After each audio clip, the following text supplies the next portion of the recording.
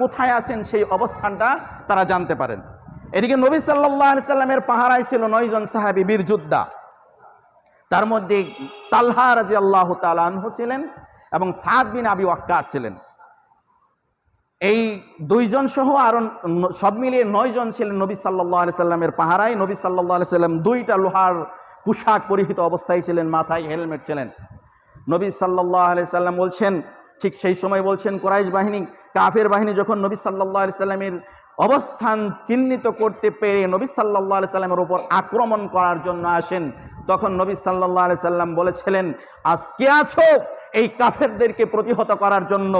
যদি কেউ এই কাফেরদেরকে প্রতিহত করতে পারো, কেউ যদি এই কাফেরদের প্রতিহত করে নিজের জীবনকে উৎসর্গ করতে পারো, নিজের জীবন দিতে পারো, কাল কিয়ামতের ময়দানে আমি এবং সে জান্নাতে ঠিক এভাবে অবস্থান করব। সুবহানাল্লাহ।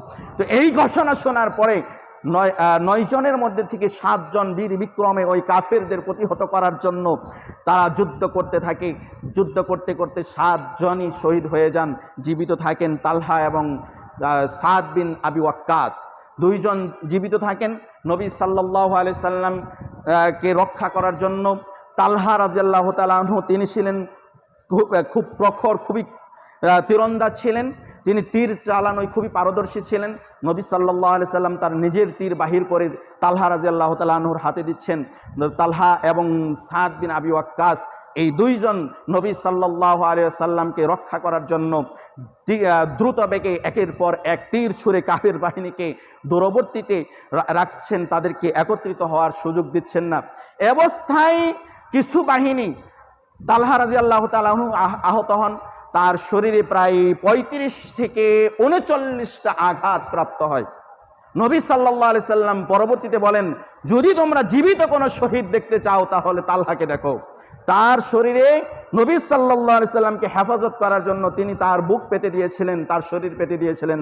তার শরীরে প্রায় 35 থেকে 39টার মতন আঘাতের চিহ্ন দেখা যায়। নবী সাল্লাল্লাহু আলাইহি সাল্লাম তালহা সম্পর্কে কথা বলেছিলেন, যদি তোমরা জীবিত কোনো সাহাবী, জীবিত কোনো শহীদ দেখতে চাও তাহলে তালহাকে দেখো। তো সম্মানিত উপস্থিতি, এই অবস্থায় নবী সাল্লাল্লাহু আলাইহি সাল্লামকে যখন তালহা এবং সাদ রাদিয়াল্লাহু দুইজনই মিলে যখন ঠেকাতে পারতেছিলেন না, তো সাদের ভাই উতবা ইবনে আবি ওয়াক্কাস, তিনি ছিলেন কাফেরদের পক্ষে।